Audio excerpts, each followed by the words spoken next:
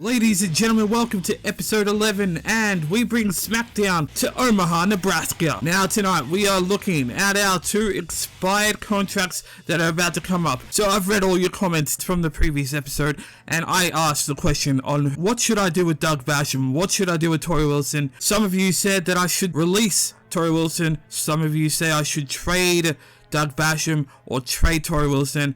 Well, I've made a decision. But first, let's look at last week's Raw's rating, and they drew a 3-star. Their main event was a Hell in a Cell, and we drew a SmackDown, and we drew a 2.5 star. Not bad, not bad. Let's try and do better tonight. Now, before we get to Torrie Wilson and Doug Basham, I first want to make a controversial decision right here.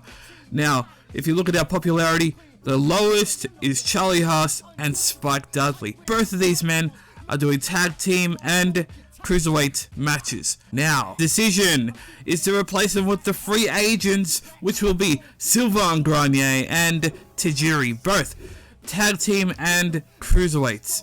Now, that is the plan. I want to do it right now. Now, I hope everybody grows to like this decision. I'm not sure. Make sure to leave some comments down below and tell me who else do you believe we should release and hire in these free agents. But, as I said before, we're going to release Spike Dudley and Charlie Haas. Let's do that now. So unfortunately, Spike Dudley, we are going to say goodbye to you. Perhaps we will see you down the road. Bye bye, Spike Dudley. And go back. We're going to say goodbye to Charlie Haas. Unfortunately, we will say goodbye to one half of the world's greatest tag team, but I believe Shelton Benjamin is going on a singles run, and I will talk more about that later on. So, goodbye, Charlie Haas. We will miss you. And now we are going to the free agents. And let's say hello to Sylvain Grenier. What should we give him? I believe we should give him a 3-month contract. Yeah, 3 months. And Tajiri will get a 3-month contract. Okay, now that we've done that, look at all this. We've got 13 weeks for both of these 2 new superstars that have come to our roster, but 4 weeks for almost everybody on our roster except for Torrie Wilson and Doug Basham. So perhaps next week we will renew these contracts and put them back up, and they will be happy. So now the decision is to what should we do with Torrie Wilson and Doug Basham. Now the original idea is to try and build up Torrie Wilson's stats to where we can trade her for somebody good on the Raw roster. So as you see there, her popularity is 66. The plan is to try and build her up to a 70 maybe, to try and get her to that maximum to where we can trade her off to Raw and possibly get somebody that's really good and they can perhaps be in the main event picture. But when we go back to Doug Basham, his popularity is 44.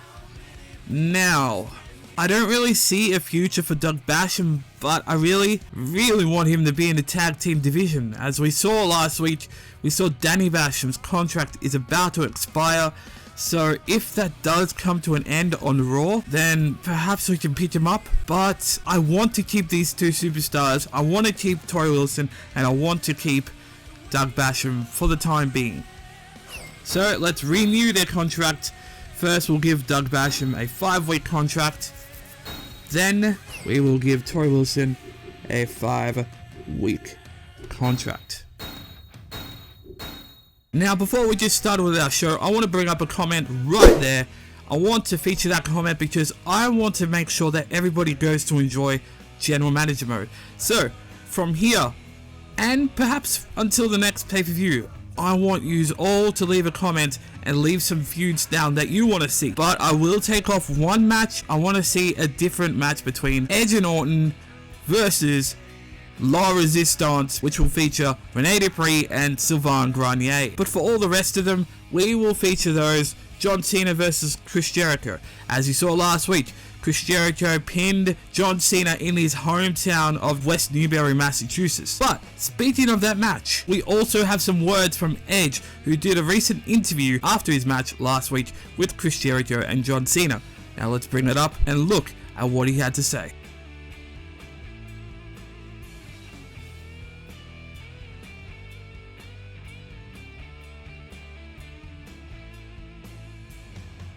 Now, following those words from the Rated R Superstar, what can we see? What can we expect from him tonight and to the future? Because Edge is determined to try and fight his way to the main event. And after getting screwed out of that match last week, Edge is determined to try and become number one. Remember, if you have not checked out last week's main event match between Chris Jericho versus John Cena versus Edge in John Cena's hometown, be sure to check that out. It is down in the description box below.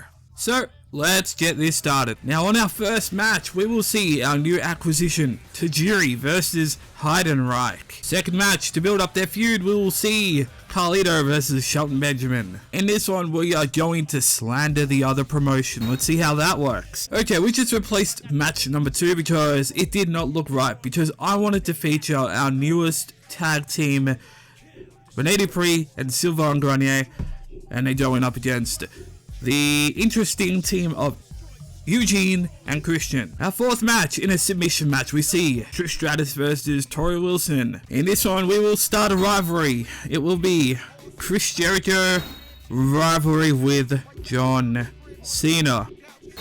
Speaking of that match, we see it right there. Jericho, John Cena, one-on-one match. And our main event of the night, it is a stacked 6-man tag as we see the team of JBL, Edge, and Randy Orton versus the team of The Undertaker, Rey Mysterio, and Shawn Michaels. We see the Cruiserweight champion, we see the tag team champions all in one match, and we also see the World Heavyweight champion. So that is our match. That is our card of SmackDown for Omaha, Nebraska. Hope it all goes well. Let's press start. I don't know what match I'm going to play as of yet or watch, but let's have a look. Alright, so to start it off, we are going to watch Tajiri versus Heidenreich. We're going to watch Tajiri's debut match on SmackDown, so let's get it started. Here we go. The following contest is scheduled for one fall. On the way to the ring, from Japan, weighing 205 pounds, Tajiri. And here we go. Episode 11 starts off with its first match, the debut of the Japanese buzzsaw, Tajiri. Tajiri is making his way, his first appearance on SmackDown. A cruiserweight to look forward to.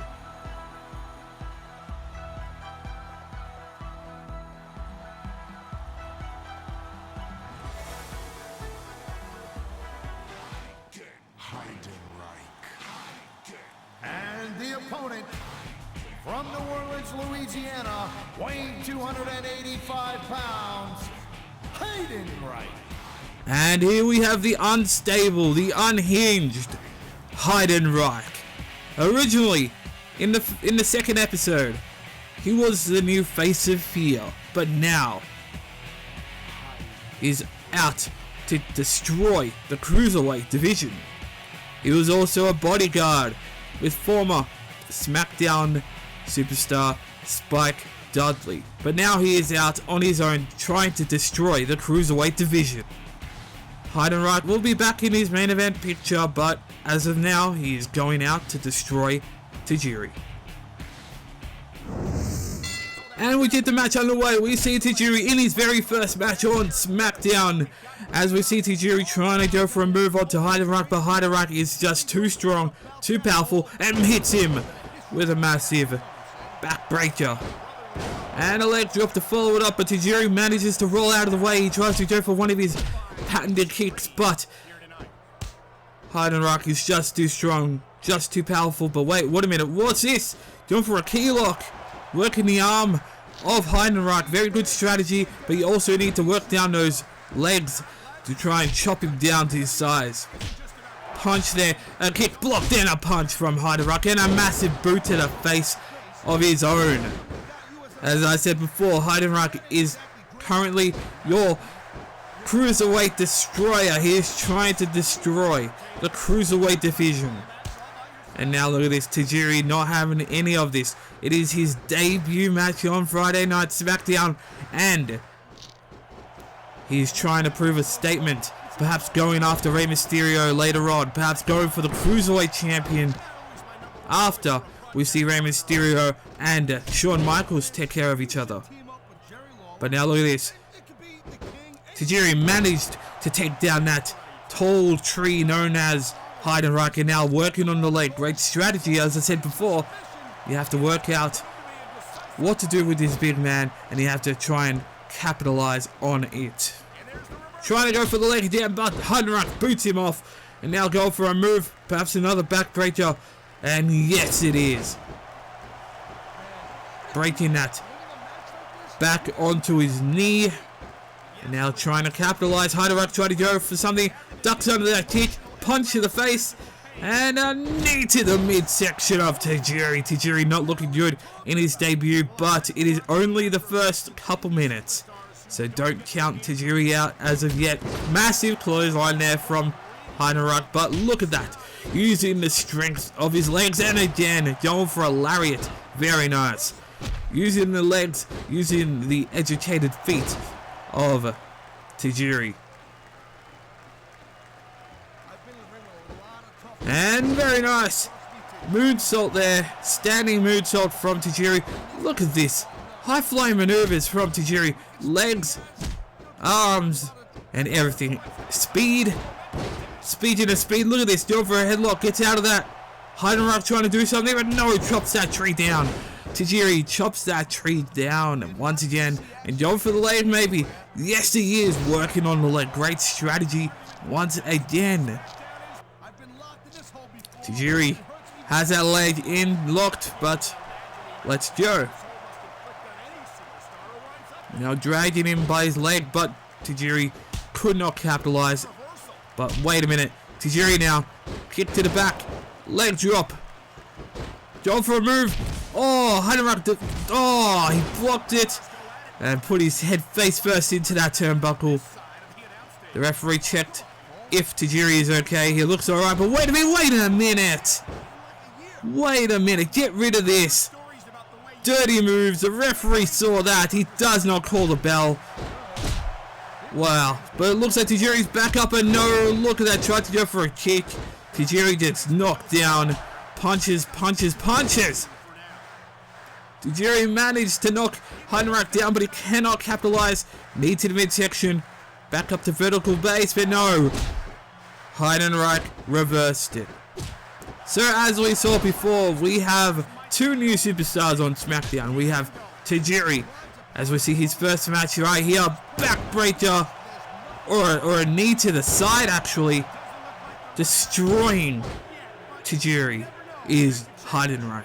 And we also saw another man who is in a tag team match later on, Sylvain Grenier, teaming up with his partner Rene Dupree.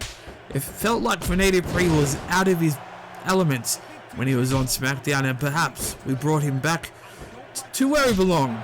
Perhaps we brought him back to where tag team divisions were made of. But wait a minute! Kick to the midsection.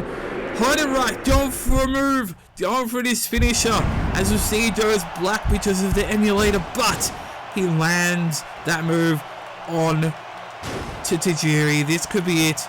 Count of the 1, 2, 3. Count it to 100.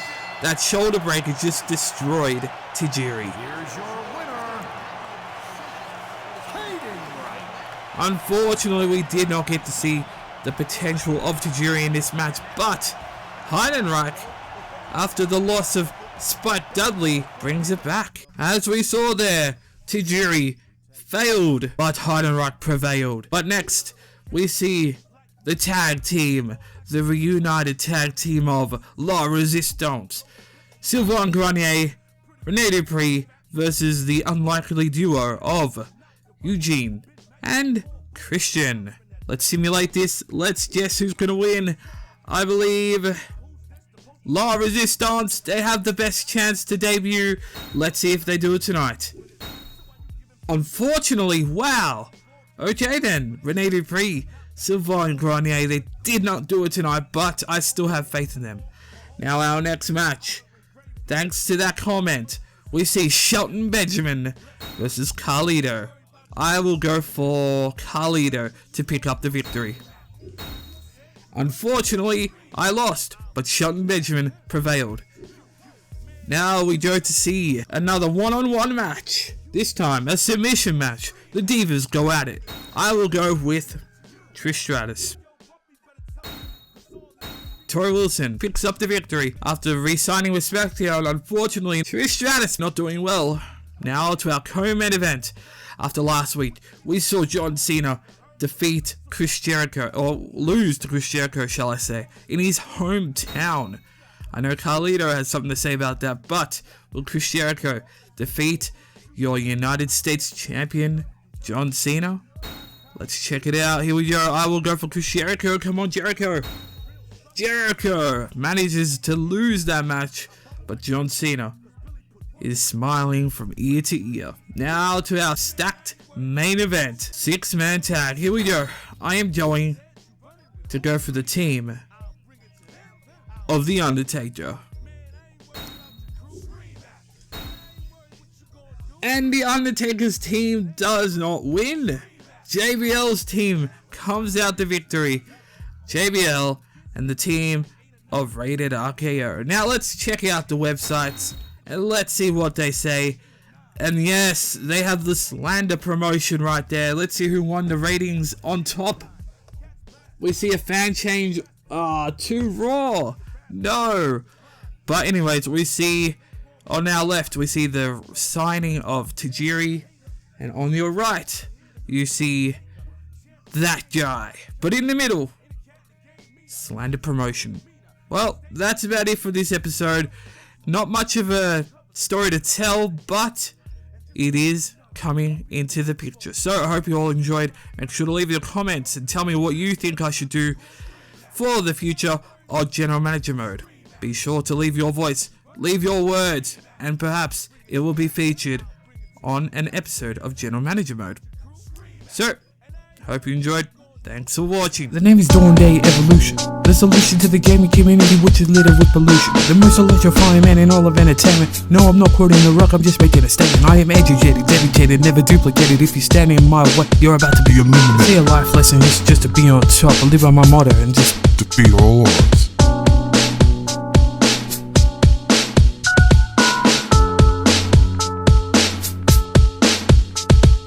And just before we close the episode, we want to say hello to Danny Basham, who is in the free agency.